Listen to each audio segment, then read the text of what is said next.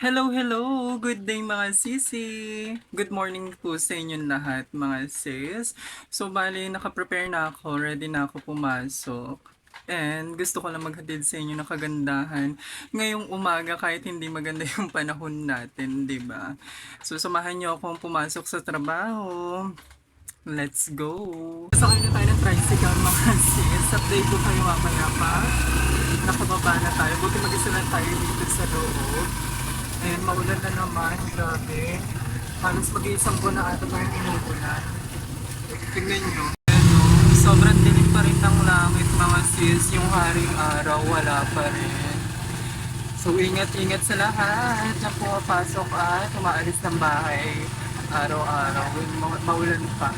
Ready natin yung sarili natin for today. Kasi last week, wala silang Shopee tsaka si Shotty na mga ilang araw. Kakarating lang kahapon, so baka mamaya paniutos na naman siya. May nakita kasi ako kahapon, yung mga new items na mga damit, niready na. Medyo traffic mga sis, pero okay lang yun, maaga pa naman.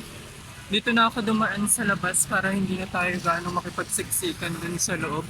Kasi maraming tao dun sa loob naglalakad. Dito na tayo sa labas. Wala naman ganong mga sasakyan. Pagdating na siguro ng Vermont, baka sa super traffic na naman siguro dun banda sa amin. Ewan ko lang dito sa nilalakaran ko kung traffic pa siya. Kung napapansin niyo mga sis, ang fresh natin today, di ba? Papasok tayong fresh, uwi tayong tsaka. Ganon, haggard na mamaya. Hindi, wala na akong mask. Hindi ako nag-mask. Kasi naririnig ko pag nagsasalita ako para akong ngongo. Kaya tinanggal ko yung mask.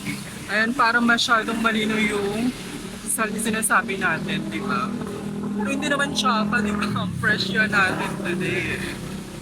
Hindi ko nadaanan si nanay mga sis, hindi ko siya nakita dun sa pwesto niya. Paano kasi yung binibilan namin lagi ng ulam? Nag-evacuate na dun sa pwesto nila. Yung pinagtitindahan nila, wala na sila doon. Bali, pinaalis na ata sila kasi yung pwesto. Nabili na. Kaya doon na lang kami lagi kay nanay bibili. Masarap din naman yung luto ni nanay. In fairness, lutong bahay talaga siya pero mura. Ayun pala si nanay, oh, di ba? Nakasalubong natin siya. Diyan ako madalas bumili ng ulam pagtanghali. Katatapos ko lang kumuha ng stock. Konti lang yung order ngayon talaga. Ayan, tapos mag-aalmusal na ako. And then, magpapak na ako ng order mga sis. Baka maaga tayo matapos ngayon ng order natin for today. Bale, ayan lang yung order natin for today mga sis. Konti lang yan. And yung almusal ko, syempre biscuit, partner yan with Yakult. Yan, pangpababa ng kinain natin ngayong araw. May ulam na din ako para mamayang tanghalian. Giniling siya mga sis. Mukhang masarap. Pakita ko sa inyo mamaya.